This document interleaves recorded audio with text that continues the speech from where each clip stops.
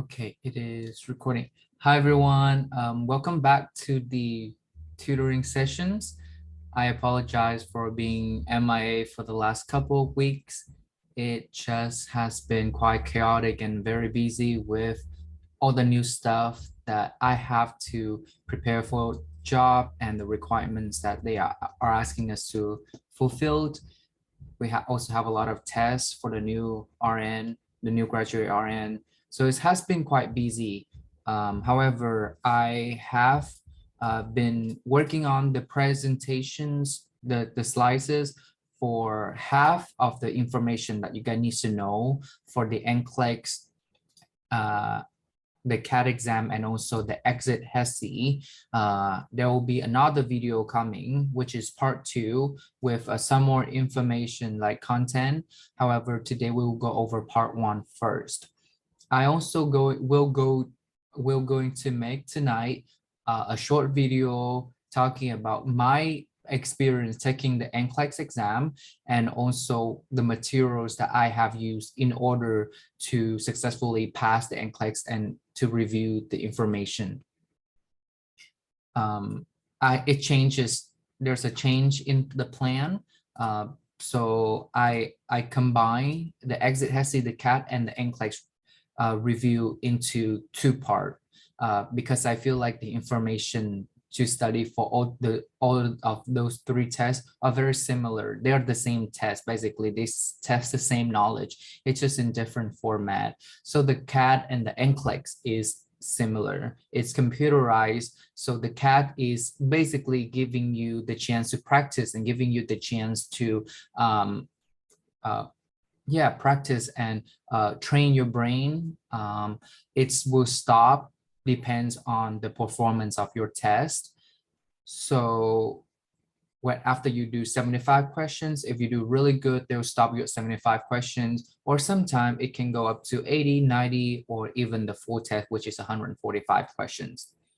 For the Exit Hesi, it's different. For the Exit Hesi, you guys do a whole 150 question or 145 question. I don't remember, but it's the full set of questions. So you guys will be taking the test for a very long time. And the aim goal for the Hesi, Exit Hesi is 900.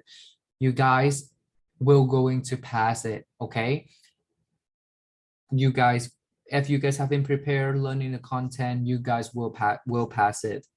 Personally, I feel that the Exit Hesi was the hardest test in my opinion because it was so long and the information is quite specific. But today I have pulled from many of my friends and my personal experience, some of the most commonly missed questions from the Exit Hesi and also the CAT. And it is toward the end of this video. The first part, I will talk about all the content, and then I'll talk about the commonly missed question in those tests that I personally have experienced and I got them wrong. So I'll share that with you guys at the end of the video, okay? So without further ado, let's go ahead and share my screen. We're gonna go and start the sessions. So the screen is sharing. Let me make myself a tad bigger. Oops, sorry. Oh gosh, technology. Okay, I hope you guys can see the screen. It will suck if I finish the video and you guys don't see the screen. But anyway, so today we will going over Exit Hesi, CAT, and NCLEX review content session, and this will be part number 1. This is the content that we need to know is a lot, but these are some of the most common and the most important information that I need you guys to know because I have taken the test and I successfully passed it. And I see that these are what the test asks a lot and being emphasized a lot in many different review session or being mentioned a lot in the test. Okay, so the part 1 will consist of infection control, precautions, sterile procedures, acid-base balance, positions, chest tube, endocrine, and commonly missed questions. Like I told you guys earlier, I will talk about some of the commonly missed questions that I have pulled from Exit Hesi and CAT from my own experience and my friend experience. Okay. Okay, so one more note before I start the session. I also going to make another short video tonight about my experience taking the NCLEX exam and also all the material that I have, the review material that I have used, like the app or like book that I have used in order for me to prepare for the NCLEX. Okay. So let's go ahead and get started. The first thing first is infection control. I'll go ahead and start the slide. Okay. Okay, infection control. From the title, we can know about infection control, universal precautions, standard precaution, droplet, and also airborne. Okay. So for airborne precautions, remember the key here, the PPE using is N95. I know you guys know this, but trying to expose yourself again and again to really remember this information, because these questions you guys cannot miss. These are easy questions. You guys have to get this question. You guys don't want to miss this question on the NCLEX and lead to a failure result. Okay. Negative pressure room is for sure. Client wear surgical mask when they leave the room. This is an important thing to know. The client does not have to wear N95 mask when they leave the room, even they are COVID or they are airborne positive.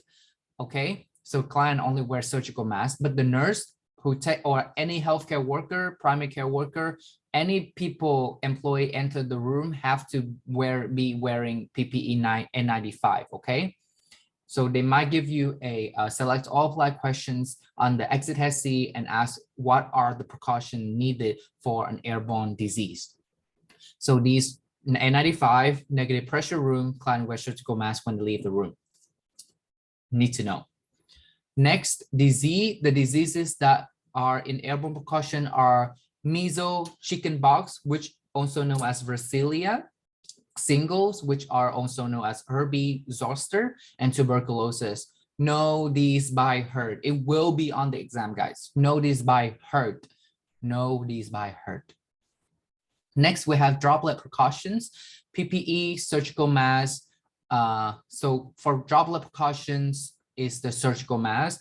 You guys don't have to wear N95 for this. And the disease are scarlet, fever, sepsis, streptococcal pharyngitis, pertussis, parvovirus, pneumonia, pneumonic plague, influenza, diphtheria, epiglottis,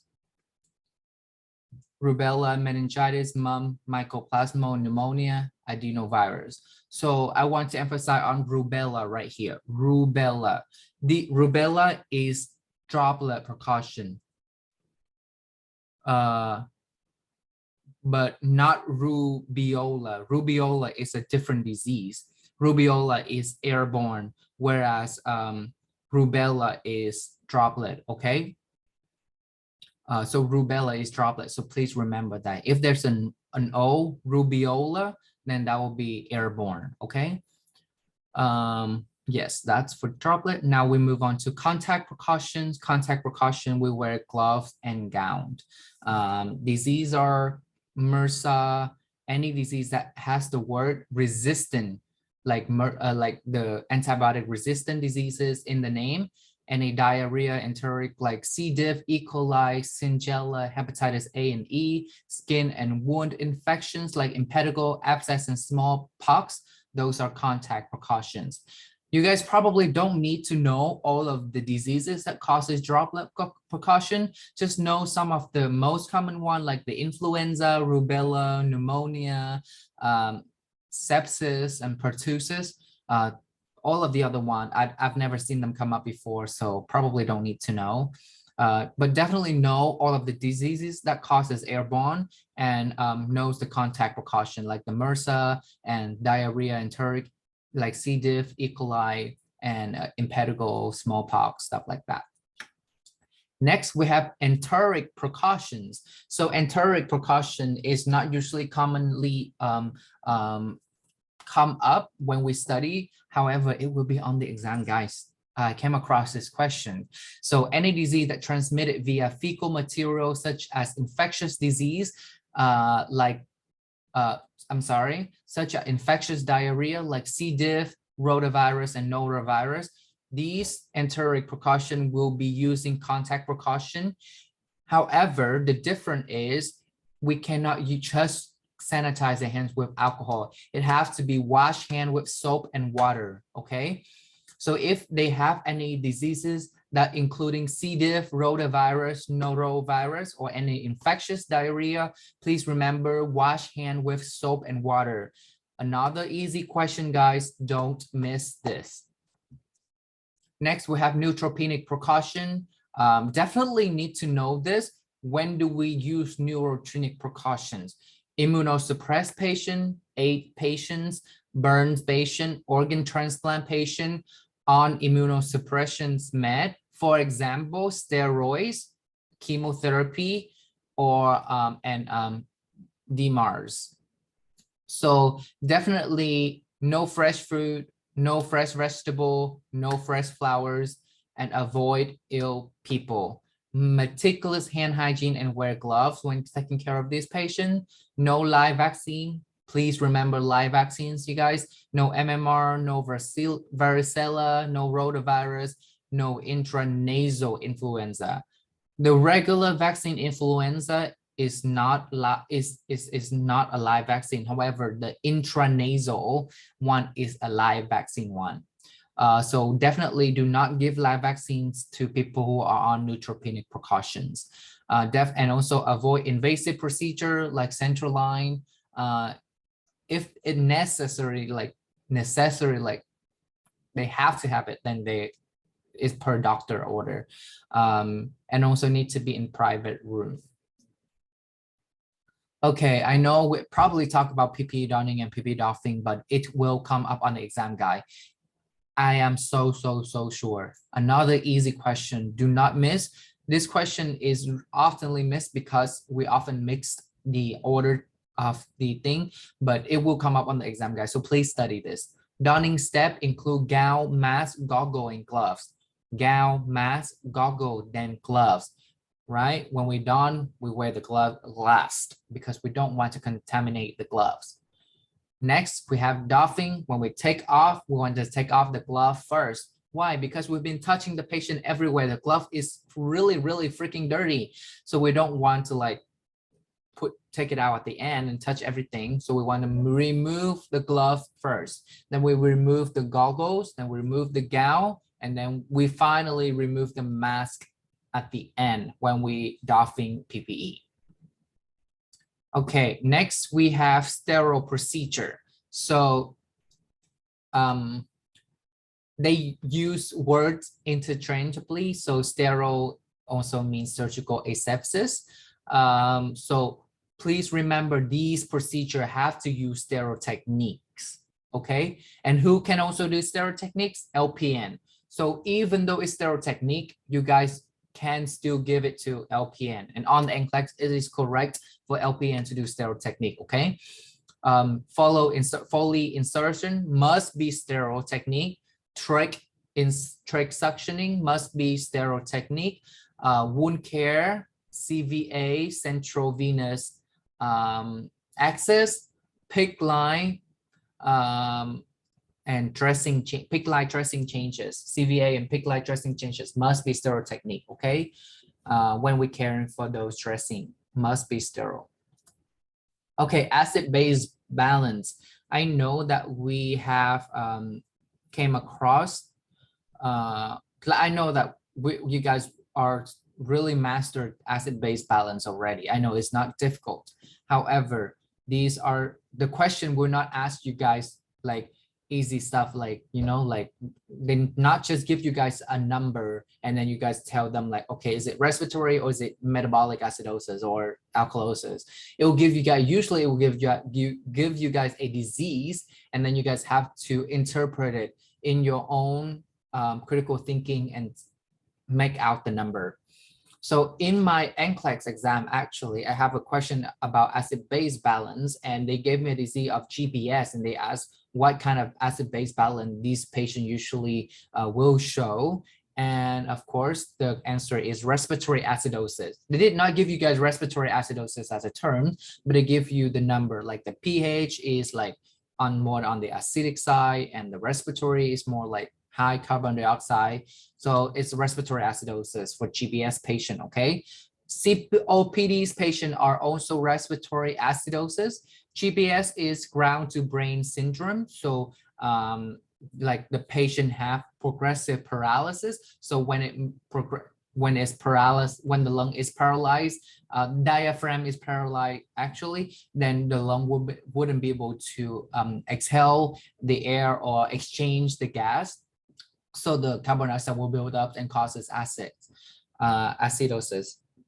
So for both COPD and GBS are respiratory acidosis. And for someone who are having a panic attack or severe anxiety, they usually have respiratory alkalosis. Vomiting, metabolic alkalosis, and diarrhea is metabolic acidosis. Okay, please remember this. Okay, and also the reason why vomiting is metabolic alkalosis is when you vomit out stomach acid. So obviously it will result in metabolic alkalosis. And for diarrhea, when you poop excessively or having a lot of excessive diarrhea, we loses the bicarbonate, then it results in the metabolic acidosis, because the bicarbonate is what helping us neutralizing the pH. Okay, next we have positions. Guys, this is so important. It's come up all the time. Seriously, like, yeah. Definitely know what position for what procedure, because it will come up on the exam one way or another. Okay, so after cardiac cath, the leg have to be straight for 2 to 6 hours afterwards to prevent bleeding and promote circulation. Okay, leg straight 2 to 6 hours afterward to prevent bleeding and promote circulation after cardiac cath. Usually patients lie in a supine positions. All right, next we have during and right after tube feeding. What are tube feeding? NG tube feeding, OG tube feeding. Head of bed needs to be 30 degrees because we don't want the patient to be aspirate, right? After the liver biopsy, my friend actually have this question on her NCLEX exam, so I included it here for you guys. So place the patient on the right side for 2 hours to prevent bleeding, okay? Place the patient on the right side for 2 hours to prevent bleeding. Where's our liver? Right upper quadrant of the stomach, right? Liver is the right upper quadrant, I think. So after the liver biopsy, we want the patient to lie on that side so that they will putting pressure on the wound and then prevent bleeding. So 2 hours, play on the patient on the right side, side lying, right side, okay? Next, we have during thoracentesis, we have to tell the patient to lean over the bed table or in the bed with affected side up to promote separation of the ribs to reach the pleural space better with needles. So lean over the bedside, okay?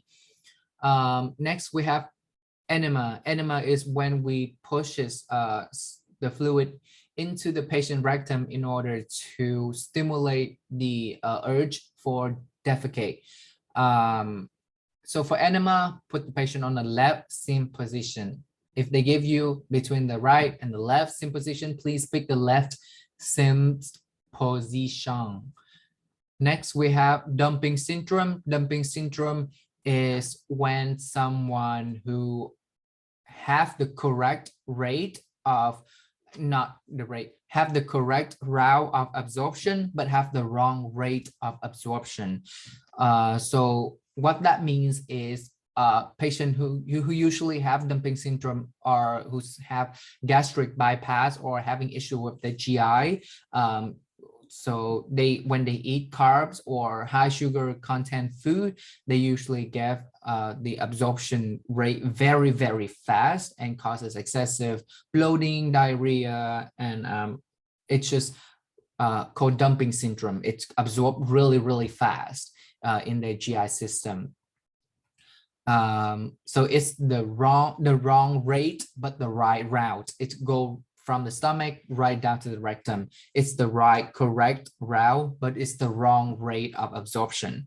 So what we want to do is we want to put them supine and put them flat in order to slow down the rate of the food absorption, okay? Moreover, we want to give them high protein food and do not give them high carb food, okay? So that is diet for the dumping. Next, we have GERD and hiatal hernia. Hiatal hernia is basically the diaphragm where it's separating the lungs and the stomach. They have like holes or something, or doesn't close properly. The stomach is kind of like bulging up. So that's called hiatal hernia. And we usually like to put the patient in the flower position, like not too high, but like kind of flower positions. Sit the patient head of the bed elevated to prevent gastric reflux, okay?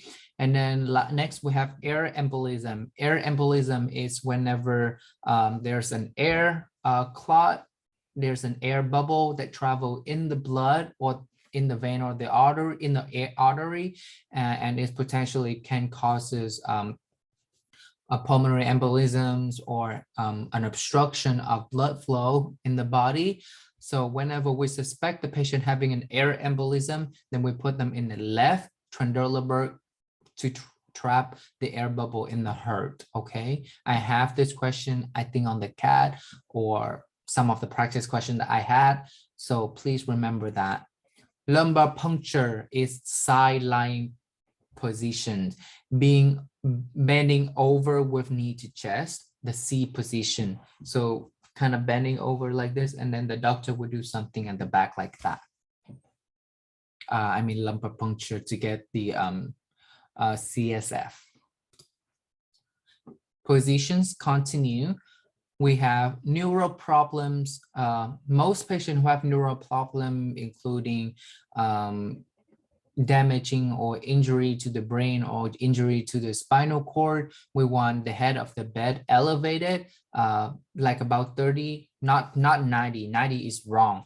Most right about 30 degree, and the head should be in midline. It shouldn't be like this or like that. Midline, 90 degree, in order to prevent an increase in intracranial pressure. Okay, so that's important to know.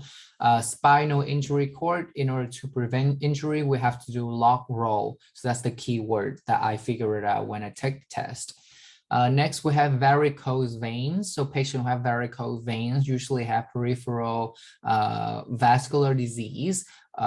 So these patients usually have blood pooling in their feet because there's not a good blood return. Therefore, we encourage them to elevate their legs or put it on the pillow to promote venous return. And yeah. Next, we have patients who have peripheral arterial disease. So these are issues with perfusing the arteries in the peripheral, like the arms and the legs. So we encourage the patient to dangle the legs and promote circulations. Next, we have patient post hip replacement. We have to keep the legs abducted and apart. I have this question, you guys, on my test, so please learn. Hip replacement, keep the legs abducted, apart, and avoid hip flexions like bending over or sitting on a low toilet. That is a no, no, no for someone who have recently go through a hip replacement. Then we prevent hip from dislocating, okay? Amputation. So this is quite strange, but it's actually came up on my practice when I do review questions, so I put it in here as well. Amputation, post-amputation, we need to elevate extremity for 24 hours to prevent edema. Okay. All right, next we have chest tube. So there will be a question on chest tube, you guys. So here's about the NCLEX. Whenever they ask you guys a question about any topic, if you guys don't answer it correctly, they'll keep asking you guys more. So if you guys have one easy question about test tube, and then if you guys get it correctly, they won't ask you guys anymore. So let's go ahead and study the easy part because you guys don't want to miss this. The purpose of the NCLEX exam is to make sure that you guys are a safe nurse, a safe nurse. So you guys don't need to get all the hard question correctly, but the question about easy stuff, fundamental stuff like chest tube, positions, or precautions, you guys must get it correctly because those are safety questions. Those are fundamental questions that the life of the patient is determined, is controlled by us. So that's why we have to be safe. So that's why it's critical for you to answer those easy questions correctly. Okay. So yeah, let's study. So for chest tube, there are different chambers. There are 3 chambers: suction control chamber, water shield chamber, drainage collection chamber. Okay, first and foremost, if you guys don't study anything, study water shield chamber and everything about it because it will be on the exam. Most of the time I have question regarding chest tube, it's about water shield chamber. And it will be good for you guys when you guys go to work, ICU, or even med-surg, ED, everywhere there's chest tube everywhere. So for chest tube, normally gentle continuous bubbling, that is for the suction control chamber. What considered normal? Gentle continuous bubbling, because we want the gentle continuous bubbling in the suction control chamber to indicate that there is a suction going on in the tube. When is it abnormal? No bubbling means there's an issue with the suctioning pressure or it was turned off. Next, we have water seal chamber. So for water seal chamber, what is considered normal? So what considered normal is no continuous or excessive bubbling, present of fluid moves up and down with breathing, okay? So we don't want a continuous or excessive bubbling in the water shield chamber because that indicates a leak. What we want is a presence of fluid moves up and down when the patient breathes. So usually in a test, they will tell you guys the water shield chamber is fluctuating slightly during inspiration and expiratory. So that means that it's normal because when the patient breathes in and breathes out, there's a slight fluctuation in the water shield chamber. However, we do not want a continuous or excessive bubbling because that means there is a leak. And also, I came across one question when they said there's no fluctuation, there's nothing at all in the water shield chamber. The chamber stayed the same, but they checked the pressure and everything is fine. The section is still going on. So in that case, it just means that the patient lung is fully re-expand. Okay, why do we use chest tube? Because of the hemothorax or pneumothorax or pleurothorax or pleurothorax. So the lung just fully expanded. So that's why there's no movement of air anymore in the water shield chamber. And that's a good thing because the patient is fully recovered. So if the water shield is fluctuate continuously,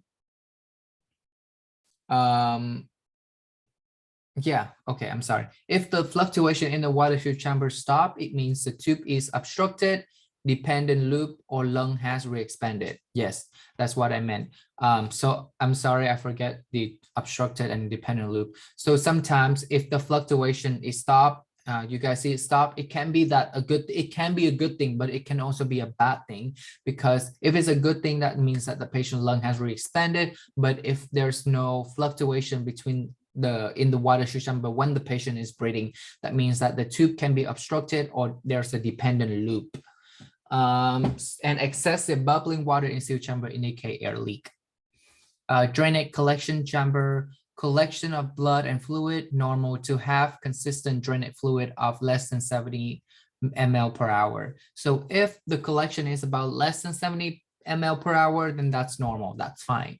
However, according to NCLEX, call doctor if the drainage collection chamber has more than 100 ml per hour or suddenly becomes bright red or increase in amount, and the chest tube come out of the patient. Okay, so more about test tube. I know you guys have a bunch of questions in your mind or information that you guys want me to share more. So just hang in there. I'll get there. So continue for chest tube. Always keep at the bedside for chest tube patients.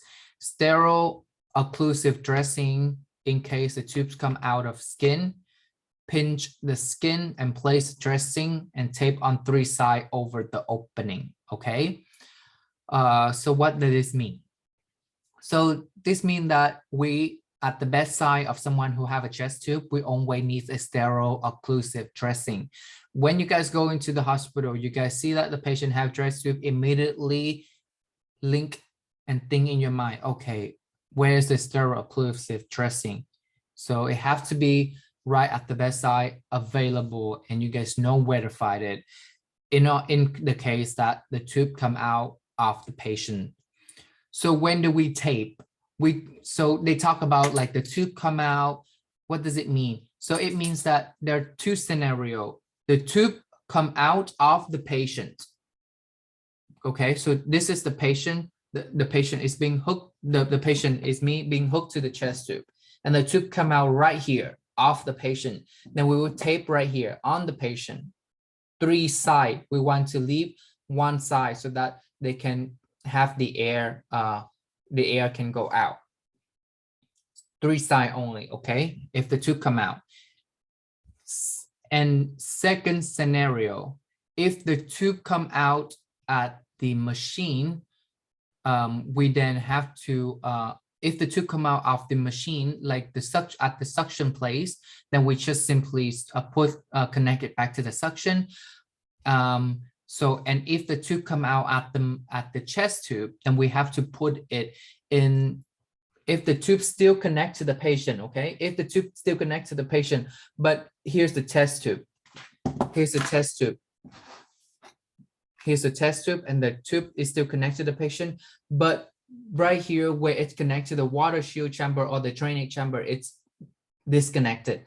Then you guys have to hold that tube, get a bottle of normal saline, put it in something like a holder, a cup holder or something, and then put the tube inside the cup holder with sterile normal saline. Okay, so that's the second scenario. If it come out of the patient, then tape it. If it's come out of the chest tube, then put it in normal saline. And oh yeah, right here, sterile water bottle in the case the tube come out the unit, and put the tube in water to form a seal. Okay. All right, let's move on to endocrine. Endocrine is important, you guys. There will be many questions on endocrine on all of the exam because it's just important to know. It's important to know these diseases, and it's important to know what's going on in the body. Endocrine hormones are chemical messenger in the body, so we have to know it. I'll go through different diseases, and you guys will be able to understand. These are some of the information that I feel is most important to know. So I really shortened it down for you guys. SIADH, syndrome of inappropriate antidiuretic hormones. So for SIDH, it basically just means that there are an excessive secretion of ADH hormone, and ADH is antidiuretic. So these hormones is hold on to the water. So it can lead to fluid volume overload, swelling, bloating, and edema.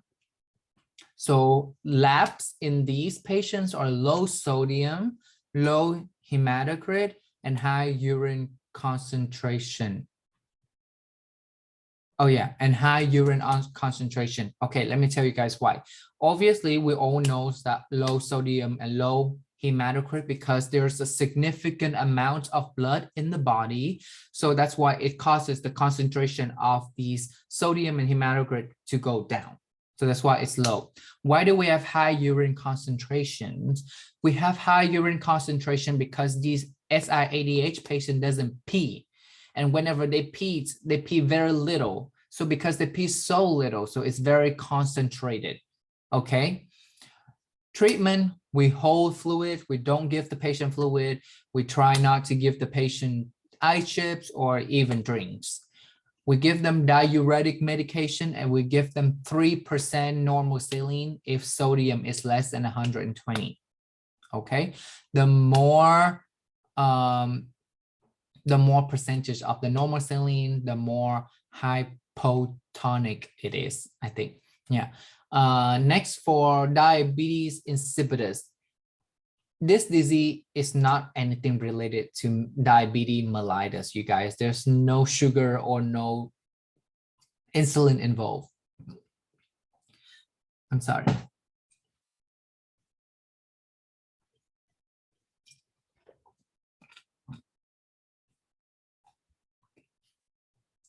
For diabetes insipidus, this is when the patient peeing out too much. They excessively pee out, just keep peeing out. They don't retain any water or any sodium in the body. So sign symptom, obviously, fluid volume deficit. They usually very, very thirsty. They can have polyuria, dehydration, and the labs for these patients are high sodium, high hematocrit, and the urine is very dilated because they keep peeing, and peeing. Treatment, give fluids, demopressin, ADH. We give them antidiuretic hormone, demopressins, or they also called it vasopressin in the ICU, and we give them fluids. Next, for endocrine, we have Addison disease and Cushing disease. So basically, Addison disease is not enough steroids. It can lead to Addisonian crisis, severely low blood pressure, sign symptom including tan brown skin, lethargic, anorexic, kidney malfunction, cardiac problems, immunocompromise, increased risk for infections. Those are sign and symptom of Addison disease. So please know that, especially the tan brown skin. These questions, they can ask you guys select all apply in the NCLEX. And from my NCLEX, I have like about 30, 35 select all apply questions. So definitely know, you guys. Tan brown skin, again, very important. And kidney issues is also important as well. And they are usually immunocompromised and are at significant risk for infections. The lab include decreased blood sugars, fluid volume deficit, decreased sodium, and increased potassium. Okay, so Addison disease, increased potassium and decreased sodium. Treatment, we give them steroid and check blood sugar periodically because of the steroids. Next, we have Cushing syndrome. These patients have too many steroids, aldosterone or cortisone in the body. They secrete these too much. So the disease caused by a pituitary tumor usually, and the sign and symptom include buffalo hump, moon face, osteoporosis, wound won't heal, extra hair growth, no period, meaning no menstrual cycles, thin skin and bruising, GI bleed, immunocompromise, and increased risk for infections. I know it's a lot, but you guys have to know it. Like, period at the end. You guys have to know it. These are what you guys need to know and need to study. Sign symptom of Cushing disease, sign symptom of Addison disease, the lab. Those are important to know because it will be on the exam. Next, we have lab. Lab include high blood sugars, high sodium, fluid volume overload, and low potassium level. Definitely remember high sodium and low potassium level for Cushing. Okay, it's completely opposite with Addison, where it causes low sodium and high potassium. Treatment include restrict fluids, skin breakdown, these patients usually have skin breakdown. So we have to check the skin and also check their blood sugars. And we restrict the fluids for them because they have high sodium levels. So they usually retain a lot of fluid in the body. Okay, next we have hyperthyroidism and hypothyroidism. So hyperthyroidism is also known as Graves' disease. On my NCLEX, they use Graves' disease. They didn't use hyperthyroidism. Signs and symptoms include fast metabolism and high symptoms. All symptoms are high. So high heart rate, they losing weight, meaning high metabolism. They have heat intolerance, exophthalmos, meaning that the eyes are bulging. So for that, just remember that tape the patient eye when they sleep at night to prevent dryness in the eye. And then high T3 and T4 and decreased TSH, okay? So for hyperthyroidism, they have high T3 and T4, but low TSH. That is important to remember. Treatment, we give a medication called propylthiouracil. This increase in temperature, an increase in temperature could indicate that there is a hyperthyroidism storm will coming. And also for the treatment of this, we can give them radioactive iodine, or we can have a thyroidectomy, take levothyroxine after surgery, and take it early in the AM. Okay, so no, I'm sorry. Give me 1 second. So for this, you guys don't take it levothyroxine. No. Okay. Levothyroxine is for hypothyroidism. That was my mistake there. I apologize. So let's start back here. So yeah, the medication for hyper is propylthiouracil. Okay. So again, I want to emphasize on thyroidectomy right here. So for thyroidectomy, that is mean that they removal of the thyroid gland. So when we remove the thyroid gland, the patient will be at significant risk for hypoglycemia, because on the thyroid, the parathyroid on there as well. So usually after this procedure, the patient is at significant risk for hypocalcemia, and that will always be a nice question to ask on the exam. And you guys have to know the signs and symptoms of hypocalcemia, okay? And it will be on the next slide, because I already prepared it. Next, we have hypothyroidism. So signs and symptoms include slow metabolism, low symptom, everything is low, tired, cold intolerance, mixed edema everywhere, low vital sign, shock, decrease in T3 and T4, and increase in TSH. That is also important to remember, a decrease in T3 and T4 and an increase in TSH in hypothyroidism, completely opposite with hyperthyroidism. Treatment for hypothyroidism are getting the vital sign up, give them levothyroxine, take it early in the AM. Next, we have hyperparathyroidism and hypoparathyroidism. Okay, so piggyback from the hyperthyroidism, where one of the treatment is thyroidectomy. I mentioned about how the patient is at significant risk for hypocalcemia. So here it is. So when the thyroidectomy is removed, the parathyroid is at risk to be removed as well. So it can lead to hypoparathyroidism, which basically means hypocalcemia because it's regulate calcium. So hypoparathyroidism usually have a sign symptom of decreased calcium and increased phosphorus. Sign symptom of hypocalcemia include trousseau sign and chopstick signs. So these are like when we tap the patient face and the patient face is like smacking, or when we put the blood pressure cuff on the patient arm and the arm is kind of like this or like this. Yeah. So those are trousseau and chopstick signs. These patients who are hypocalcemic usually have tingling, numbness, seizure, cramps, and abnormal heartbeats.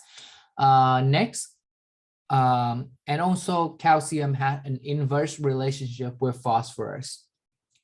Next, we have hyperparathyroidism. This is an increase in calcium and a decrease in phosphorus. This is when the patient excessively secrete calcium. So high calcium symptoms include constipation, nausea and vomiting, kidney failure. The reason why it is kidney failure is because calcium, when it's spilled on the blood, in the bloodstream, it can be very big and hard for the kidney to filter, so it can overwork the kidney and lead to kidney failure. And because when we have high calcium, that means that the calcium level in the blood is very high. So for that reason, we don't have the calcium inside the bone. So usually the bones is weak, lethargy, the patient are lethargy and fatigue, and the bones can be frail as well. Let's move on.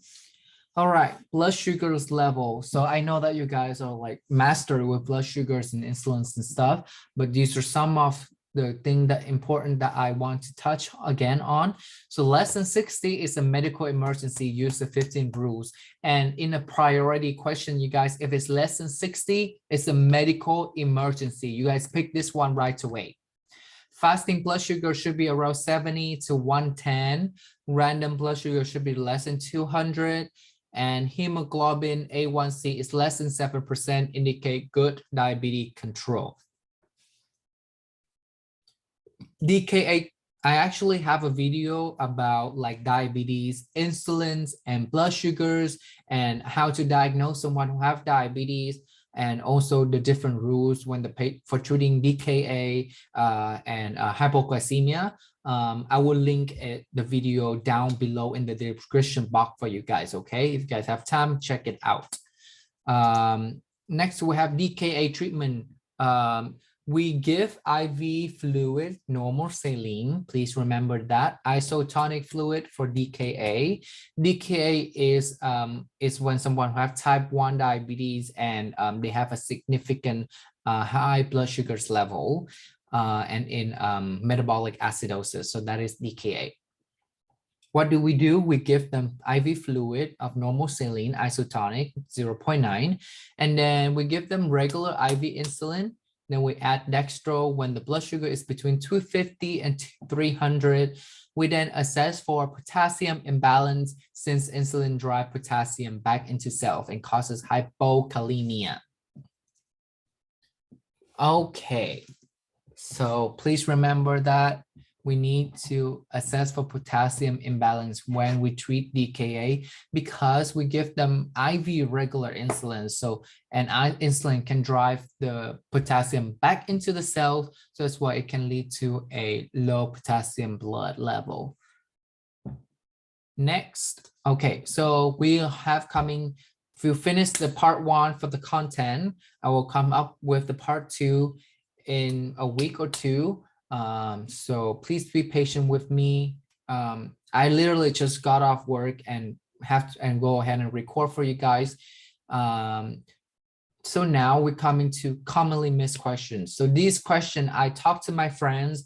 I have from my own experience, from my own test, what I missed or what I think is important and wrote down or remember. So I hope you guys can earn some experience from this.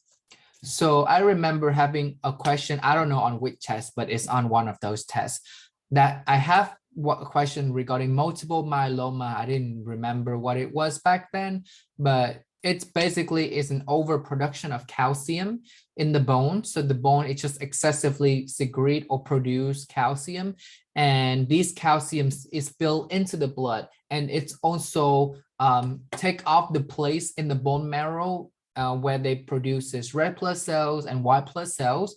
So these patients not only have a significant amount of calcium produced and spill into their blood and lead to a high calcium blood level, but also have low hematocrit and low white blood count.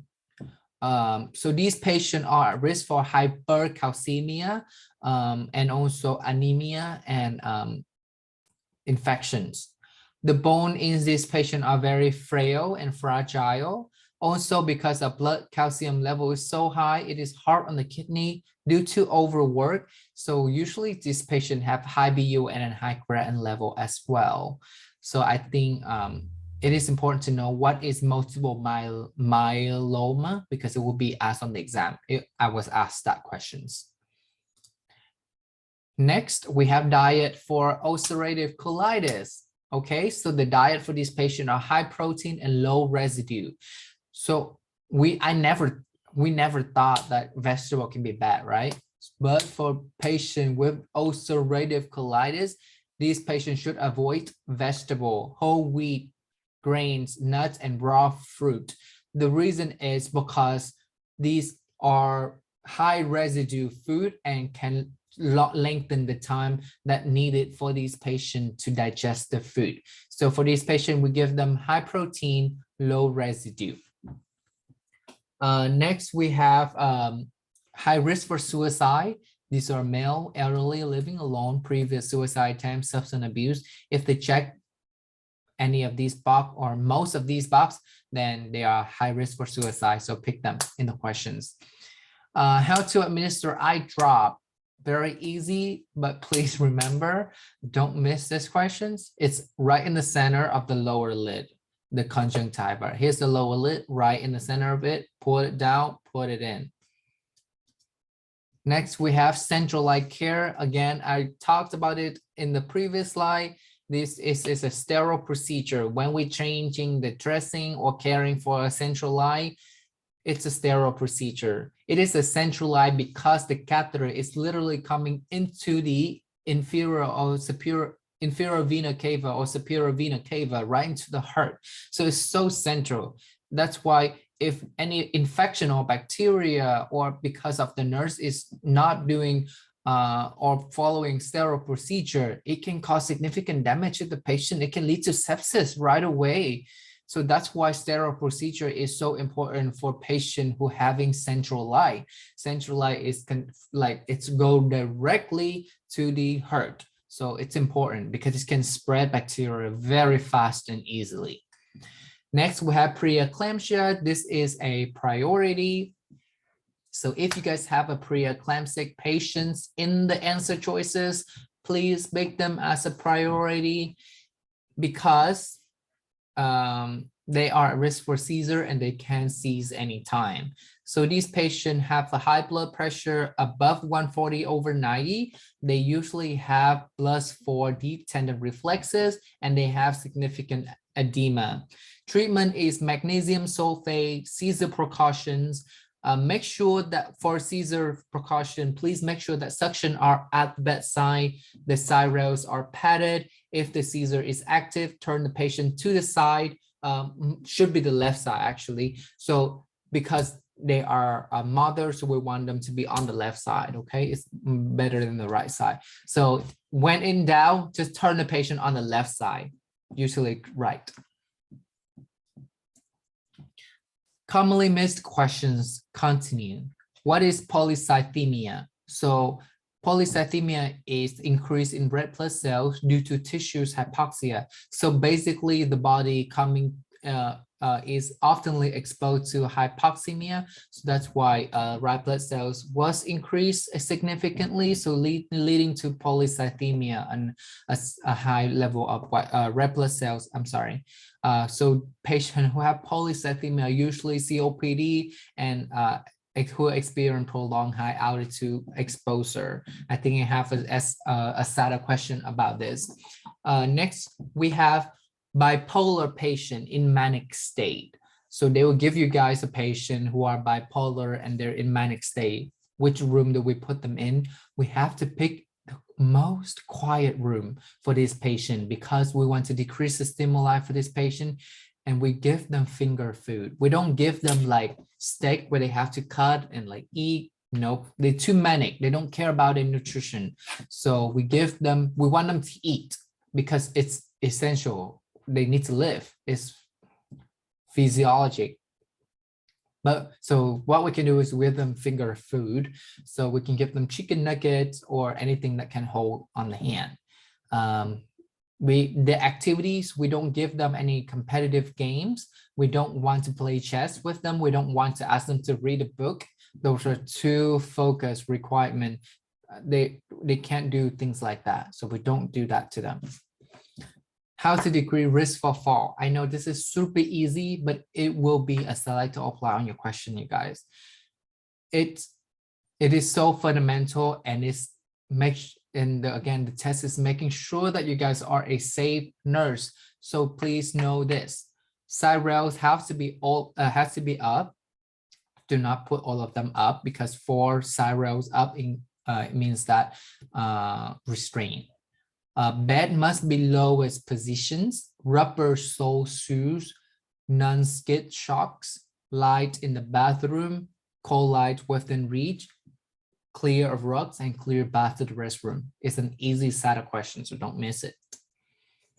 Next question: what does high pressure alarm on ventilator means? I have this question on my test, you guys, and I'm so sure that you guys are going to come across this question on the Hesi.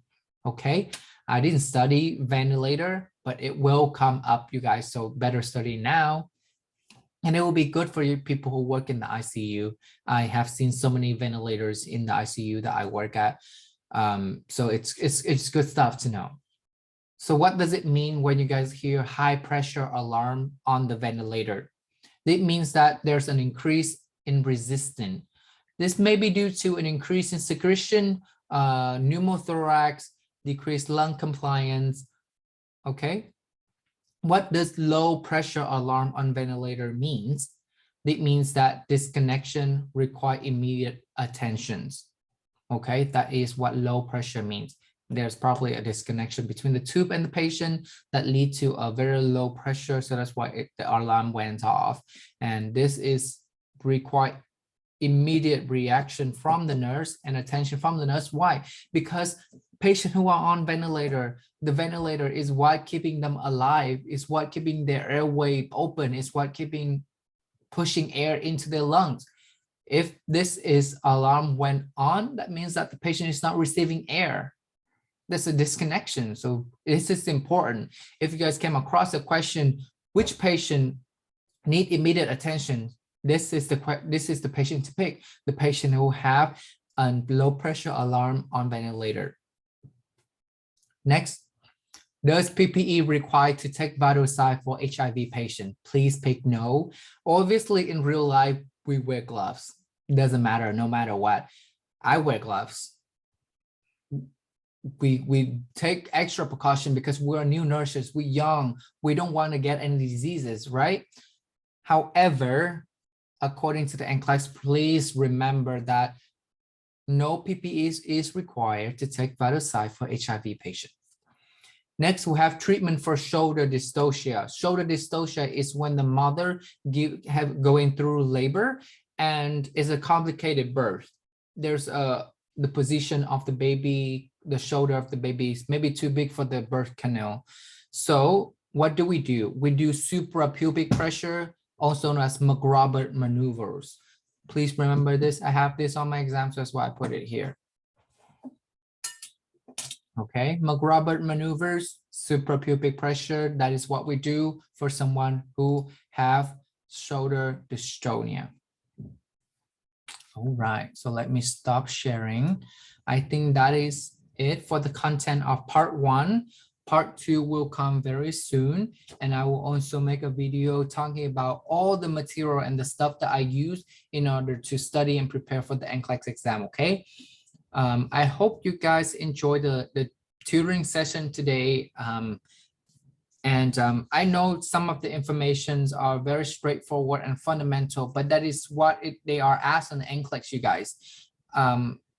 So I really hope that I am helping you guys, and I hope that you guys can take a little bit out of it. Even just one person is using this tutoring session and it's helped you. I'm appreciate you guys watching this, okay? I'll post another video again regarding my NCLEX experience, and part 2 of this Hesi, NCLEX, and CAT review session will come up very soon. Thank you for watching, and if you guys have any question, please direct message me, Facebook, Instagram, anywhere, and please subscribe and follow my channel. Thank you so much. Bye. Okay, stop sharing.